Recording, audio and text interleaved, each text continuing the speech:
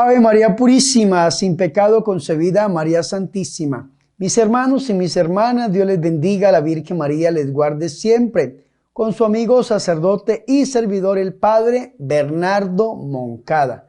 Bienvenidos a mi programa, La Buena Nueva, para hoy lunes 23 de enero. Hoy celebramos la feria litúrgica de San Ildefonso de Toledo. Y yo los invito a que escuchemos La Buena Nueva.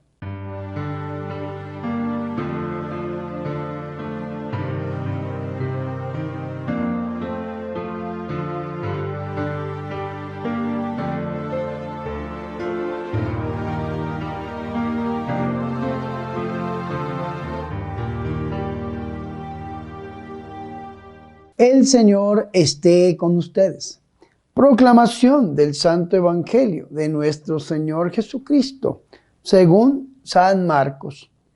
En aquel tiempo los escribas que habían bajado de Jerusalén decían: tiene dentro a Belcebú, y expulsa a los demonios con el poder del jefe de los demonios.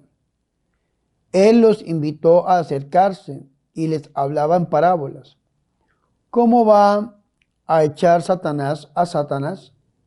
Un reino dividido internamente no puede subsistir. Una familia dividida no puede subsistir. Si Satanás se rebela contra sí mismo para hacerse la guerra, no puede subsistir. Está perdido. Nadie puede meterse en casa de un hombre forzudo para saquear su ajuar.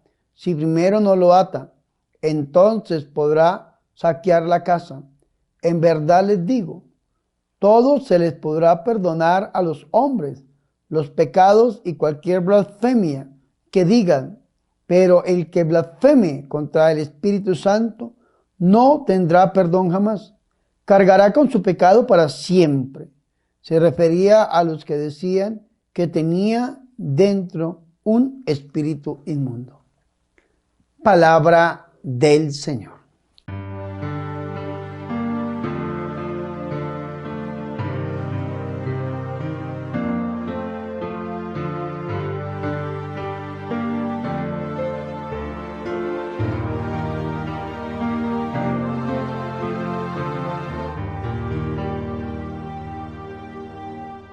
Mis hermanos y mis hermanas, qué alegría es para nosotros escuchar el Santo Evangelio, la palabra de Dios, la buena nueva, para hoy lunes 23 de enero. Hoy celebramos la feria de San Ildefonso de Toledo, así que antes de iniciar con la meditación de la palabra, quiero leer un poco acerca de este grande santo. Dice que nació en Toledo, España, en el año 607. Fue monje y rector de su cenobio, fundó un convento de religiosas en los alrededores y después fue elegido como obispo. Uno de los rasgos más característicos de la obra literaria de San Ildefonso es el entusiasmo casi exagerado con el que habla de la Santísima Virgen María y que se debe fundamentalmente al lenguaje mariano que se impuso en Toledo por aquella época. Murió el 23 de enero del año 667.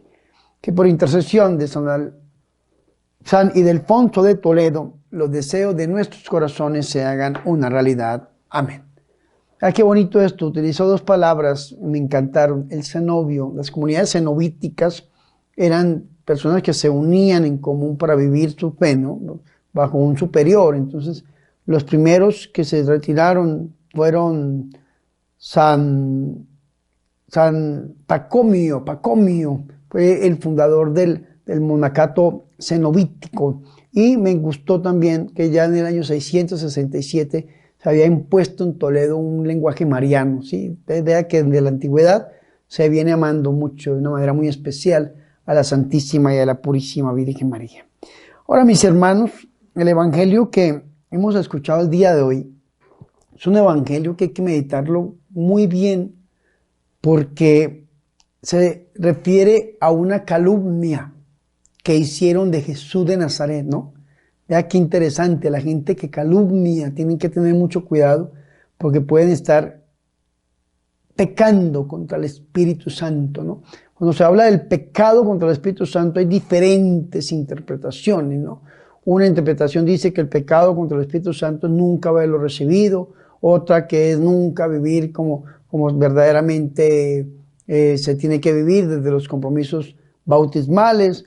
Pero hay una interpretación que me gusta, que la toman desde el Evangelio de San Marcos, desde el versículo 30, dice, es que decían, está poseído por un espíritu inmundo. Ese es el pecado, la calumnia que estaban haciendo contra el Señor, y el Señor habla del pecado contra el Espíritu Santo. Entonces, las personas que les gusta hablar de los demás, y sobre todo la gente que es consagrada, la gente que es apartada para el servicio del Señor, tengan mucho cuidado. Yo en estos días le hacía una corrección a una hermanita y me hablaba un poco mal del Papa Francisco, y yo le decía, hermanita, tenga mucho cuidado en lo que usted está diciendo, por favor, sea prudente en su lenguaje. Y para mí el Papa Francisco es el padre y pastor de la iglesia, le dije yo, y lo que usted está diciendo tiene que tener mucho, pero mucho cuidado, porque usted puede estar cometiendo no solamente un pecado de calumnia, sino que también usted puede estar cometiendo un pecado gravísimo que se llama cisma, que es dividir a la iglesia, y eso no se puede, porque es uno de los 3 delitos dentro del derecho que acarrean excomunión, ¿no? La herejía, la apostasía y el cisma, y le expliqué un poco acerca de esto, y esta hermanita entendió las palabras que le estaba diciendo. Pero también mucha gente, ¿no?, que critica a personas que no son tan grandes en puestos eclesiásticos o en virtud o lo que sea, pero que critican aquí, critican allá, hablan mal de uno, hablan mal del otro. En estos días a un gran amigo predicador le lanzaron una carta terriblemente calumniosa, que yo la leí y yo decía, pero lo que dice aquí sobre este hombre es mentira, porque yo lo conozco, oro por él, lo estimo muchísimo, y esto no es así, no es de esta manera. Pero también en estos días escuchaba yo algo acerca de mí.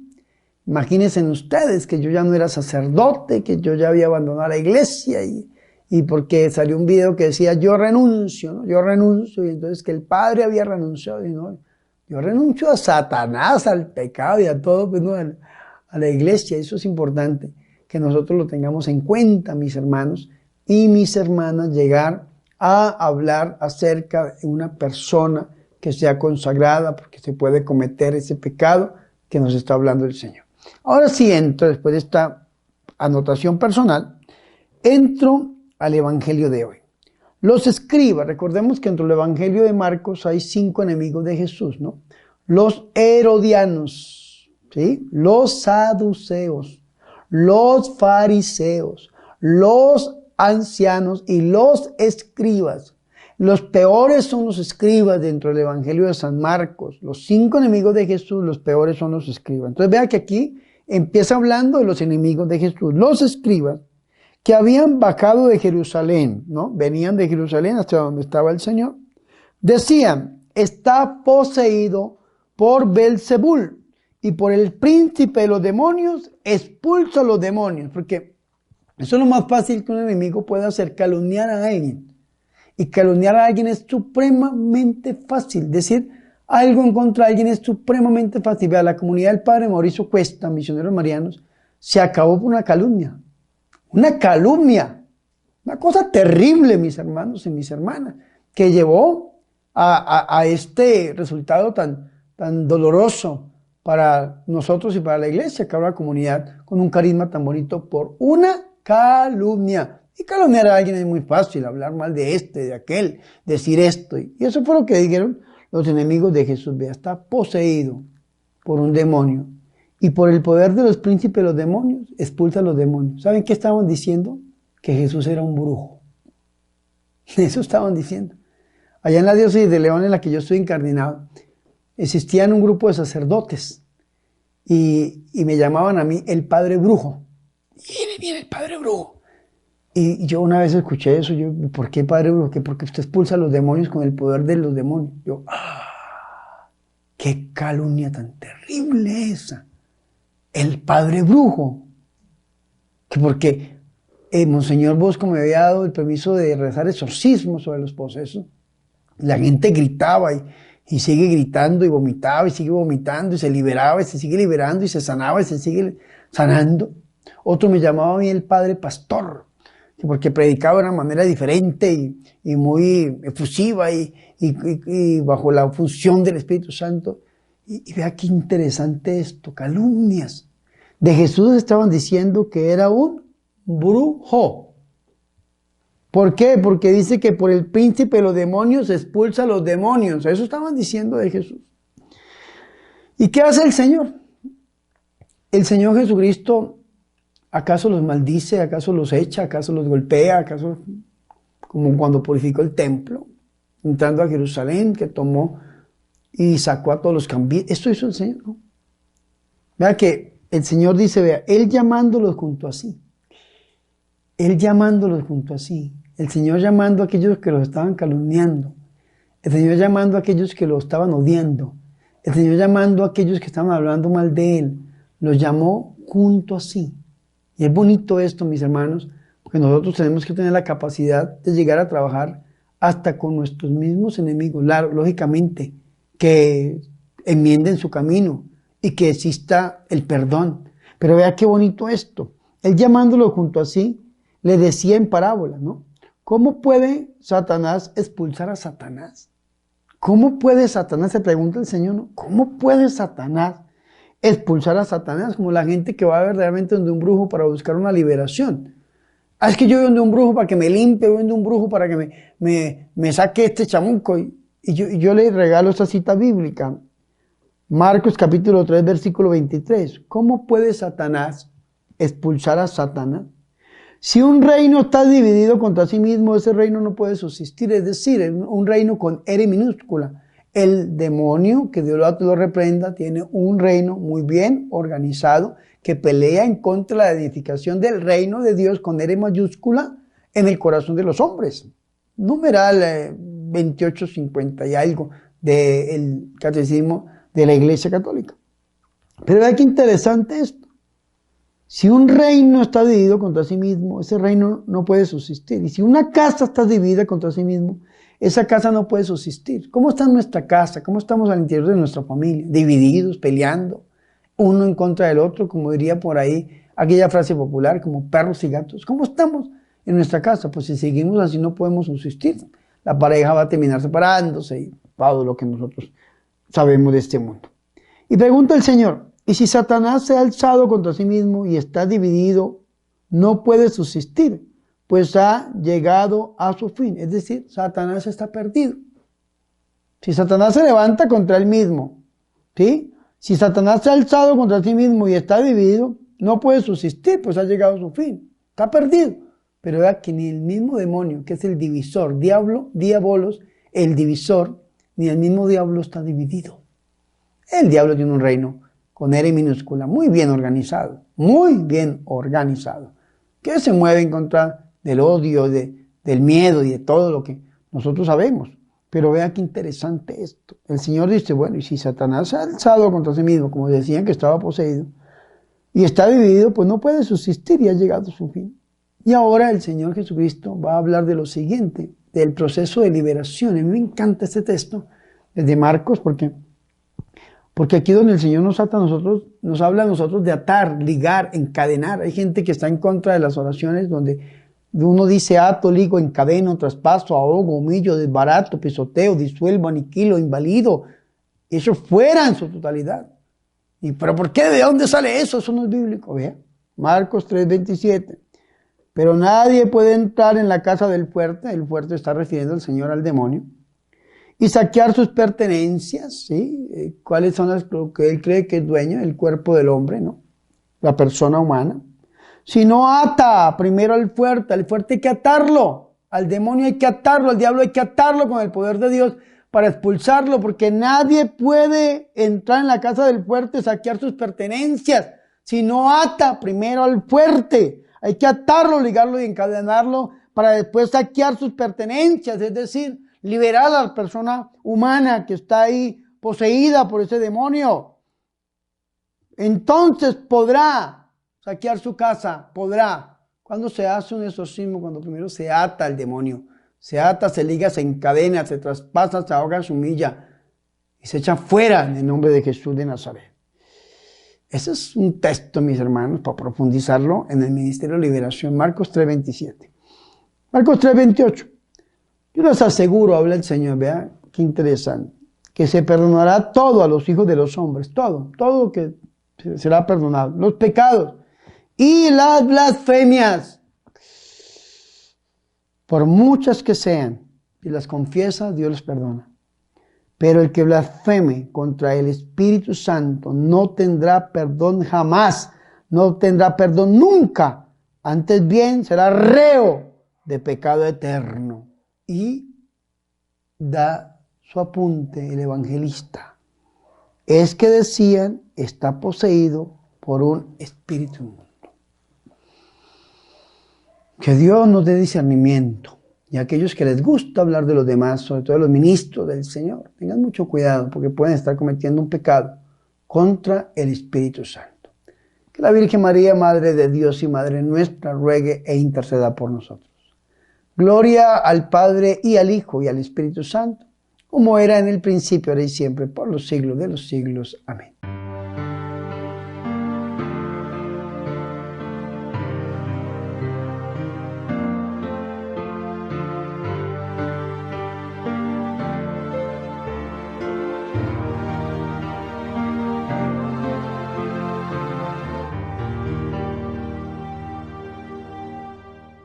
Ahora, mis hermanos y mis hermanas, yo los invito a que hagamos oración. Oh Espíritu Santo, alma de mi alma, luz que iluminas mi vida interior, hazme conocer y cumplir la voluntad divina en lo cotidiano de la vida y descubrir la fuerza espiritual que tiene la palabra del Evangelio. Virgen María, Madre de Dios, ruega e intercede por nosotros. Amén.